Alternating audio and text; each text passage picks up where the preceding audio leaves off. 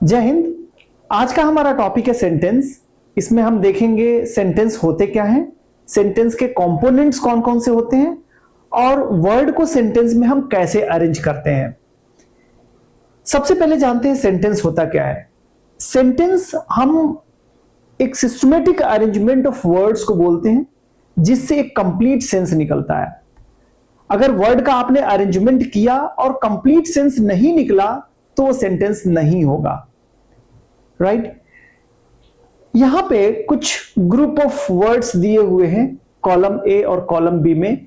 आप यहां पे पहचानने की कोशिश करिए कौन सा सेंटेंस है और कौन सा सेंटेंस नहीं है। अगर आप इनको ध्यान से पढ़ेंगे और इन सारे सेंटेंसेस को ध्यान से पढ़ेंगे तो आप पाएंगे कॉलम ए के जितने भी सेंटेंस हैं वो सही सेंस नहीं दे रहे हैं और कॉलम बी के जितने भी सेंटेंस हैं वो एक सही मीनिंग दे रहे हैं, कंप्लीट सेंस दे रहे हैं। इसलिए इनको आप सेंटेंस बोलेंगे, इनको सेंटेंस नहीं बोलेंगे। एक एग्जांपल को देखिए, यहां पे लिखा हुआ है my brother likes cold coffee और इन्हीं सारे वर्ड्स को यहां पे लिखा हुआ है लाइक्स ब्रदर कोल्ड कॉफी माई। यहां पे वर्ड का जो अरेंजमेंट, सबसे पहले माई को लिखा, फिर ब्रदर को लिखा, फिर लाइक्स लिखा, फिर कोल्ड कॉफी लिखा। यहां पे इन्हीं सारे वर्ड्स को लिखा हुआ है लेकिन अरेंजमेंट इनकी गड़बड़ है। लाइक्स को पहले कर दिया, ब्रदर को फिर बाद में लिखा, फिर कोल्ड कॉफी लिखा, फिर माई लिखा। तो यही चीजें आपको समझना है कि ये वर्ड का अरेंजमेंट हम कैसे सीखें। आइए सीखते हैं। सेंटेंस के दो पार्ट होते हैं। एक होता है हमारा सब्जेक्ट का पार्ट और दूसरा हमारा होता है प्रेडिकेट का पार्ट। सब्जेक्ट हम उनको बोलते हैं जिनके बारे में हम सेंटेंस में बात करते हैं और प्रेडिकेट उनको बोलते हैं जो कुछ सब्जेक्ट के बारे में बातें की जा रही हैं, वो सारे के सारे प्रेडिकेट कहलाते हैं। ठीक है, तो सब्जेक्ट आप बोल सकते हो what we talk about in the sentence,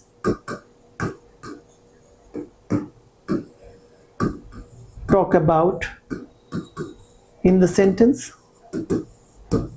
and predicate बोल सकते हैं what is told about the subject,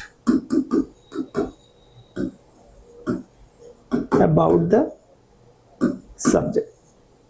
further अब आपके दिमाग में ये क्वेश्चन आ रहा होगा कि सब्जेक्ट बनाने के लिए कौन कौन से वर्ड की जरूरत पड़ेगी। तो जो सब्जेक्ट बनता है वो बनता है हमारा नाउन से, वो बनेगा हमारा प्रोनाउन से, और कुछ और भी वर्ड्स हैं लेकिन वो जब तक नाउन की तरह एक्ट नहीं करेंगे तब तक वो सब्जेक्ट नहीं कहलाएंगे। जैसे एडजेक्टिव जब उसको हम चेंज कर देंगे नाउन में तब उसको सब्जेक्ट बना सकते हैं। वर्ब जब उनको हम चेंज करेंगे नाउन में तभी हम उनको सब्जेक्ट बना सकते हैं। वर्ब को दो तरीके से हम नाउन में चेंज कर सकते हैं। एक वर्ब के फर्स्ट फॉर्म से पहले टू लगा के जिसको हम इन्फिनेटिव बोलते हैं, और एक हम वर्ब में जब आईएनजी ऐड कर देते हैं वर्ब के फर्स्ट फॉर्म में जिनको हम जीरंड बोलते हैं, तब उनको हम सब्जेक्ट बना सकते हैं। ठीक है, जैसे अगर मैंने सेंटेंस लिखा राम इज ए स्टूडेंट, तो राम यहां पे नाउन है और हमने सब्जेक्ट यहां पे बना लिया, राम के बारे में बात हो रही है। अगर मैंने कहा ही इज अ लॉयर, सो यहां पे प्रोनाउन है ही और यहां पे ये सब्जेक्ट की तरह काम करेगा। ही के बारे में बात हो रही है कि क्या है वो, ही लॉयर है। दूसरे सेंटेंस में अगर हम बात करें तो अगर मैंने लिखा walking is a good exercise,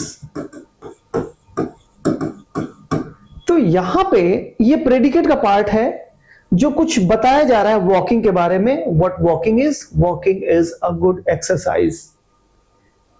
अगर फिर मैं क्वेश्चन करूं what is a good exercise, तो आप बताएंगे walking is a good exercise. अगर यहीं पे आप वॉक लिख दें तो ये गलत हो जाएगा कि वॉक वर्ब है और वॉकिंग यहां पे मैंने बताया कि जीरंड जो कि नाउन की तरह काम कर रहा है। ठीक है, फिर उसके बाद से अगर मैं लिखूं to walk in the morning is good for health. अब यहां पे देखिए, to walk in the morning is good for health. Is good for health यहां पे प्रेडिकेट है, इज गुड फॉर हेल्थ। अब ये प्रेडिकेट वाले पार्ट से या वर्ब से हम क्वेश्चन पूछ रहे हैं what is good for health, तो आप बताएंगे to walk when in the morning. तो यहां पे टू वॉक जो हो गया ना, ये इंफिनिटिव हुआ जो नाउन की तरह काम कर रहा है। वर्ब का एक रूप होता है जो नाउन की तरह काम करता है सेंटेंस में, उसको हम सब्जेक्ट बना लेते हैं। तो सब्जेक्ट हमने 4 चीजों से बना दिया। अभी तक हम लोगों ने बनाया सब्जेक्ट नाउन को, यहां पे देख सकते हैं। सब्जेक्ट हमने बनाया प्रोनाउन को, फिर हमने सब्जेक्ट बनाया यहां पे इन्फिनिटिव को, और सब्जेक्ट बनाया हमने यहां पे जीरंड को। सब्जेक्ट पहचानने का और दूसरा भी तरीका है। सब्जेक्ट कैसे आइडेंटिफाई करेंगे, यहां पे तो हमने पहचान लिया कि भाई नाउन है, प्रोनाउन है, जीरंड है, यहां पे इन्फिनिटिव है, ये सारे के सारे सब्जेक्ट के रूप में यूज कर सकते हैं। सब्जेक्ट पहचानेंगे कैसे, कैसे आइडेंटिफाई करेंगे? आइडेंटिफाई करने के लिए सब्जेक्ट को हम वर्ब से क्वेश्चन करते हैं, हु का या व्हाट का। ठीक है, तो अगर हु या व्हाट का क्वेश्चन करें तो हमें सब्जेक्ट मिल जाता है। जैसे यहां पे ये वर्ब है, इस वर्ब से क्वेश्चन पूछिए, या प्रेडिकेट वाले पार्ट से आप क्वेश्चन पूछिए, what is a good exercise? Walking is a good exercise. What is good for health? To walk in the morning is good for health. ठीक है, यहां पे देखिए राम इज ए स्टूडेंट, यहां पे ये प्रेडिकेट वाला पार्ट है। वर्ब बेसिकली वर्ब ही होता है मेन पार्ट, और ये अदर होते हैं। यहां पे इसको या तो आप इसको बोल सकते हैं कॉम्प्लीमेंट, ऑब्जेक्ट इसको नहीं बोलेंगे। इसके प्रीवियस वीडियो में हमने डिस्कस किया कब ऑब्जेक्ट आता है वर्ब के बाद से, कब कॉम्प्लीमेंट आता है, उस वीडियो को आप रेफर कर लीजिएगा। तो अगर इस वर्ब से हम क्वेश्चन पूछे हु इज ए स्टूडेंट, तो आपको पता चल जाएगा राम इज ए स्टूडेंट। ठीक है, हु हमेशा पर्सन, हु का जब भी क्वेश्चन पूछेंगे तो कोई पर्सन ही आएगा। Is a lawyer, who is a lawyer? He is a lawyer. तो यहां पे आप इस डिसीजन पे पहुंच गया कि जब भी हमें सब्जेक्ट को आइडेंटिफाई करना हो तो सब्जेक्ट को आइडेंटिफाई करने के लिए हम वर्ब से क्वेश्चन पूछेंगे हु या व्हाट का। एक और भी मैंने बताया कि एडजेक्टिव को भी आप सब्जेक्ट की तरह यूज कर सकते हैं, लेकिन अगर एडजेक्टिव को जब हम नाउन के रूप में जब चेंज कर देंगे तभी हम उसको एक सब्जेक्ट के रूप में यूज कर पाएंगे। जैसे कुछ एडजेक्टिव्स, जैसे मान लीजिए कि पुअर है, रिच है, लेम है, ठीक है, और भी बहुत सारे वर्ड्स होंगे। तो ये सारे एडजेक्टिव्स हैं। इन एडजेक्टिव्स को नाउन आप सब्जेक्ट की तरह यूज नहीं कर पाएंगे जब तक इसको नाउन ना बना लें। नाउन बनाने के लिए हमें एक सिंपल सा तरीका है, इसके पहले आप द यूज कर लीजिए। अब ये कलेक्टिवली जो है ये नाउन की तरह काम करेगा, और नाउन सिंगुलर नहीं होगा, ये हमेशा प्लूरल की तरह काम करेगा। ये पूरे के पूरे जो पुअर लोग हैं उनके बारे में बात करेंगे, ये जितने भी गरीब लोग हैं उनके बारे में बात करेंगे। द लेम, यहां पे जो भी लेम लोग हैं, ठीक है, वो उनके बारे में बात होगी। जैसे अगर मैं लिखूं the poor exploits the rich, गलत हो जाएगा सेंटेंस। रीजन इसके पीछे क्या है, मैंने बताया कि यहां पे पुअर अगर सिर्फ लिखते तो गलत हो जाता है, क्योंकि एडजेक्टिव सब्जेक्ट की तरह यूज हो नहीं सकता, आपको उसके पहले द लगाना पड़ेगा, और द लगा के आपने इस सब्जेक्ट को बनाया, नाउन बना दिया। नाउन सब्जेक्ट की तरह यूज हो रहा है, और ये नाउन है प्लूरल। जब प्लूरल है तो वर्ब को भी आपको प्लूरल में ही यूज करना पड़ेगा। यहां पे एक्सप्लॉइट्स आपने एस लगा के इसको सिंगुलर बना दिया, जो कि गलत हो गया। अगर इसी की जगह पे आप एक्सप्लॉइट लिखें तब ये सही हो जाएगा। ठीक है, जो गरीब जितने भी लोग होते हैं ना, वो सारे अमीर लोगों का शोषण करते हैं। है तो बड़ा कंट्रोवर्सी वाली चीज है, आप इसको अपोजिट लिख सकते हैं, the rich exploit the poor. I hope ये बातें समझ में आ गई होंगी कि कौन कौन से जो कंपोनेंट है वो सब्जेक्ट की तरह काम कर रहे हैं। और जो चीज मैंने बताया सब्जेक्ट के लिए, वही सेम चीजें अप्लाई होंगी ऑब्जेक्ट के लिए। जो सब्जेक्ट की जो कंपोनेंट जो है सब्जेक्ट के रूप में काम करते हैं, वही कंपोनेंट्स हमारे ऑब्जेक्ट के रूप में भी काम करते हैं। ठीक है, फिर बात आती है कि अब इसके बाद से जो हमारा सब्जेक्ट तो हो गया, सेंटेंस में दो चीजें हमने बताया, एक सब्जेक्ट होना चाहिए, सब्जेक्ट के सारे कंपोनेंट्स आपने देख लिए। प्रेडिकेट में क्या क्या चीजें होंगी? प्रेडिकेट में मेनली जो होता है वो होता है वर्ब, और वर्ब के साथ ये ऑब्जेक्ट जो होता है वो होता है ऑप्शनल। यानी अगर ये ट्रांजिटिव वर्ब होगा तो ऑब्जेक्ट आएगा, इनट्रांजिटिव होगा तो ऑब्जेक्ट नहीं आएगा। ठीक है, अब यहां पे ऑब्जेक्ट डिपेंड करेगा इस वर्ब के ऊपर कि ये वर्ब के साथ ऑब्जेक्ट आ रहा है कि कॉम्प्लीमेंट आ रहा है। इसके पहले वीडियो में हमने देख लिया है कि कब अगर लिंकिंग वर्ब होगा तो यहाँ पे कॉम्प्लीमेंट आएगा, अगर यहाँ पे मेन वर्ब है, एक्शन वर्ब है, तो यहाँ पे आपका ऑब्जेक्ट आएगा। अब यहाँ पे जरूरी नहीं कि यहाँ पे ऑब्जेक्ट आए ही आए। अगर मान लो कि यहाँ पे एक क्या है, एक इनट्रांजिटिव वर्ब है, जैसे मैंने बोला सीता वॉक्स। अब यहाँ पे वॉक तो इनट्रांजिटिव वर्ब है क्योंकि ये सेंटेंसिंग एकदम बिल्कुल कंप्लीट है, सीता वॉक्स। अब यहाँ पे व्हाट का रिप्लाई नहीं आ सकता, यहाँ पे हु का रिप्लाई नहीं आ सकता, यहाँ पे रिप्लाई आएगा हाउ का। सीता वॉक्स, हाउ कैसे रिप्लाई करती है? वॉक करती है, सीता वॉक्स फास्ट। ठीक है, तो यहां पे ये हो गया एडवर्ब। तो अब यहां पे ऑब्जेक्ट आ जाए, एडवर्ब आ जाए, चाहे कॉम्प्लीमेंट आ जाए, ठीक है, तो ये सारी चीजें आएंगी सबके सब वर्ब के बाद। ठीक है, तो ओवरऑल अगर आप देखें जब सेंटेंस बनाना हो तो आप क्या लिखेंगे? सब्जेक्ट लिखेंगे, वर्ब लिखेंगे, ऑब्जेक्ट लिखेंगे, ऑब्जेक्ट जो कि होगा ऑप्शनल, इनके साथ साथ आ सकता है एडवर्ब या एडवर्बियल्स। ये चीजें आएंगी पूरी की पूरी। और अगर फर्दर हम देखने की कोशिश करें कि यहां पे सब्जेक्ट में कौन कौन सी चीजें, मैंने बता दिया सब्जेक्ट में नाउन आएगा, प्रोनाउन आएगा, एडजेक्टिव आएगा, वर्ब आएगा, लेकिन वो भी एडजेक्टिव एडवर्ब नाउन की तरह काम करे तो फिर उसके बाद से वर्ब लगाइए।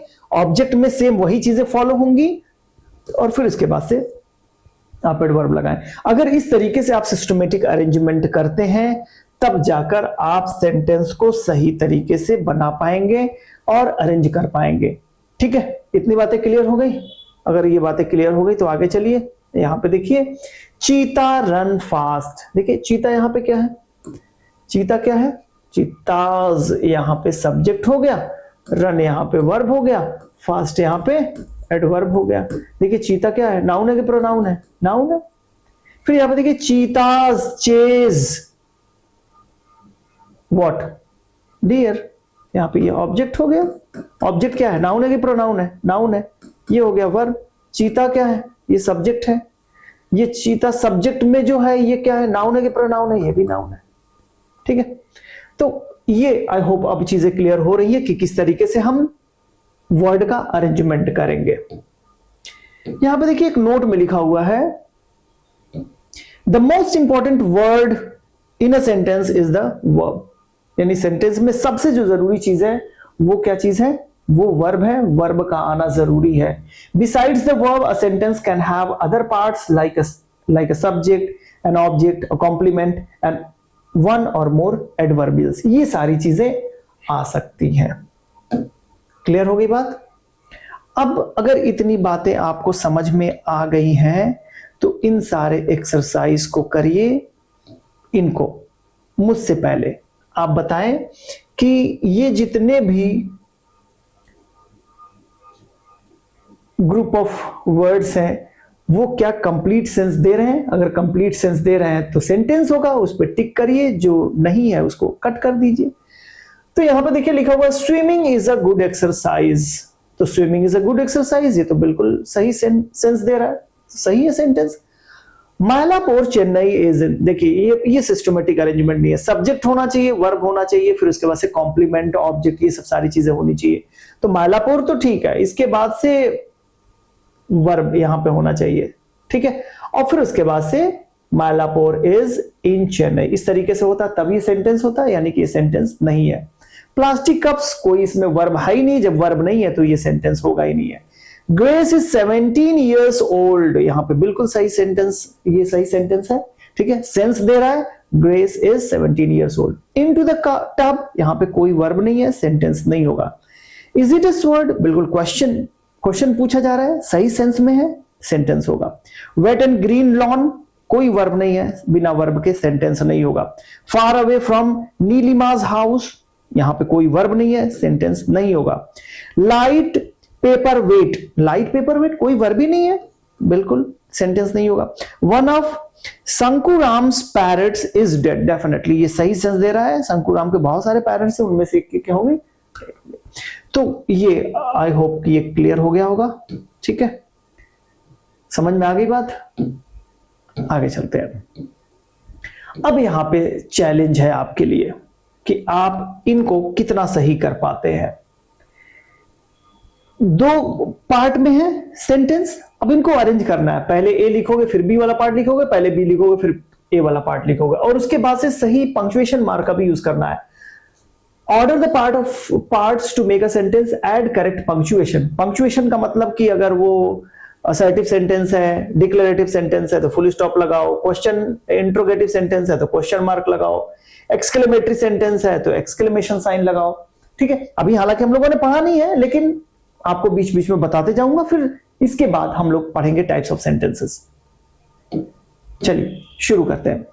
Will go to Russia in दिसंबर, देखो विल गो टू रशिया ये तो वर्ब प्रेडिकेट वाला पार्ट है, इसका मतलब यहाँ पे आर फुटबॉल कोच ये हमारा सब्जेक्ट है, पहले ये आएगा यानी बी आएगा, फिर उसके बाद से ए, देन इसके बाद से फुल स्टॉप लिखेगा।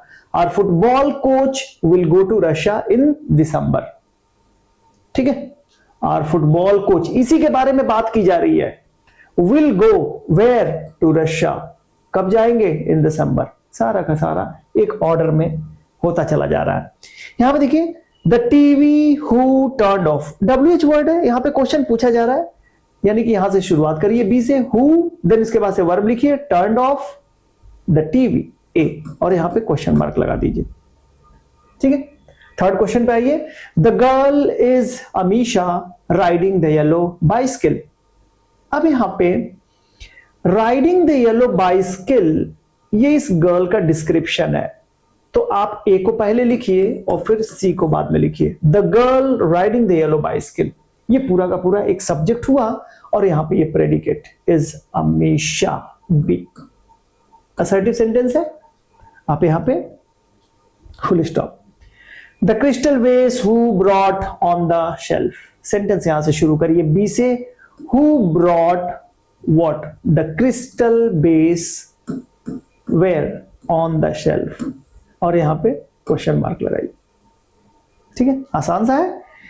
To fix the fan tomorrow in the bedroom call the electrician, अब यहां पे एक इंपेरेटिव सेंटेंस है। इंपेरेटिव क्या होता है, जब आप किसी को ऑर्डर रिक्वेस्ट करते हैं, इस तरीके का सेंस आ रहा है, ऑर्डर कर रहे हैं किसी को रिक्वेस्ट कर रहे हैं, राइट, किसी को कमांड दे रहे हैं, तो अगर इस तरीके का सेंस आ रहा है किसी सेंटेंस से, तो वो हमारा इंपेरेटिव सेंटेंस होता है। और इंपेरेटिव सेंटेंस जो शुरू होता है वो वर्ब से शुरू होता है, जिसमें सब्जेक्ट जो होता है ना हिडन होता है, यू हिडन होता है। यहां पे देखिए, यहां से शुरू, कॉल द इलेक्ट्रीशियन, डी से शुरू होगा, कॉल द इलेक्ट्रीशियन, क्या करने के लिए बुलाना है, टू फिक्स द फैन। अब यहां पे दोनों जो दिया हुआ है, call the electrician to fix the fan in the bedroom, bedroom का फैन है जिसे फिक्स करना है टुमारो। अब यहां पे ये प्लेस है और ये टाइम है, तो जब भी एडवर्ब जो दिया हो ना, तो एडवर्ब में अगर ये दोनों चीजें आ रही हैं, प्लेस और टाइम को, तो पहले प्लेस लगाओ फिर टाइम को लगाओ, ठीक है ना। तो पहले प्लेस को लगाइएगा फिर टाइम को लगाइए, यानी कि डी के बाद से ए, देन इसके बाद से सी, देन इसके बाद से टी, और इसके बाद से फुल स्टॉप। ये आपकी बेस को स्ट्रेंथन करेंगे पूरी तरीके से। अगर ये चीजें आपको तैयार नहीं हुई ना, तो आगे बहुत मुश्किल हो जाएगा, ठीक है, सेंटेंस बनाने में, पढ़ने में, समझने में। This statue 400 years old of a dancing woman is, यहां तो ये प्रेडिकेट वाला पार्ट है, इसे शुरू होगा नहीं।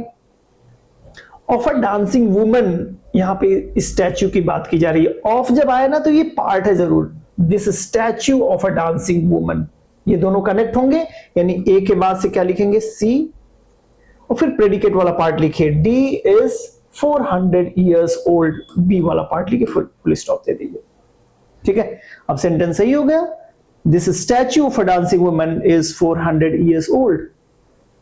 इस क्वेश्चन को देखें, is how marvellous the new sea bridge, अब यहां पे हाउ से सेंटेंस की शुरुआत हो रही है, हाउ मार्वलस, ये एक्सक्लेमेटरी सेंटेंस है। एक्सक्लेमेटरी सेंटेंस क्या होता है? ये एक्सक्लेम्ड करते हैं। एक्सक्लेम्ड क्या होता है?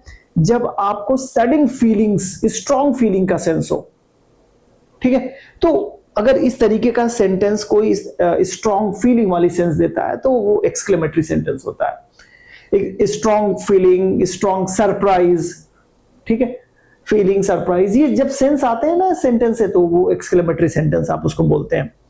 जैसे यहां पे लिखा हाउ मार्वलस, देन इसके बाद जैसे ये सेंटेंस जो जनरली शुरू होते हैं हाउ या व्हाट से शुरू होते हैं और इनके बाद से एडजेक्टिव आप लगाते हैं। हाउ मार्वलस, और वर्ब इसमें लास्ट में आता है, ठीक है, सब्जेक्ट के बाद। The new sea bridge is, तो ये पहले बी आप लिखेंगे, फिर सी लिखेंगे, फिर इसके बाद से ए लिखेंगे और इसके बाद से साइन ऑफ एक्सक्लेमेशन देंगे। क्वेश्चन नंबर 8 देखिए, could you from the book shop get me a school Atlas on Patel road. अब यहां पे कुड यू, ये पोलाइट रिक्वेस्ट है। जब इंट्रोगेटिव सेंटेंस है, कुड मॉडल है, फिर सब्जेक्ट आपने लिखा कुड यू, देन इसके बाद से वर्ब लाइए, could you get me what a school Atlas. तो आपने पहले ए से शुरुआत करी, फिर सी, फिर डी। अब ये स्कूल एटलस कहां देना ना? फ्रॉम द बुक शॉप, और ये बुक शॉप है कहां पे?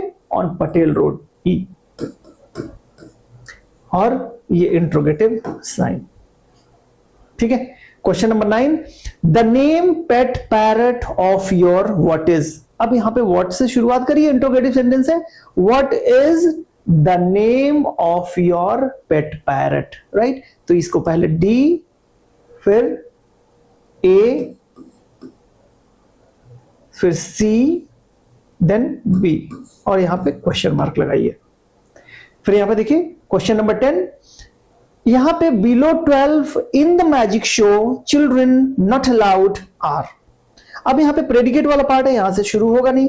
बात इस सेंटेंस में किसके बारे में बात हो रही है? चिल्ड्रन के बारे में बात हो रही है, और वो चिल्ड्रन बिलो 12 इन्हीं से भी, इससे बिलोंग करता है ये, यानी कि सी के बाद से ए, चिल्ड्रन बिलो 12।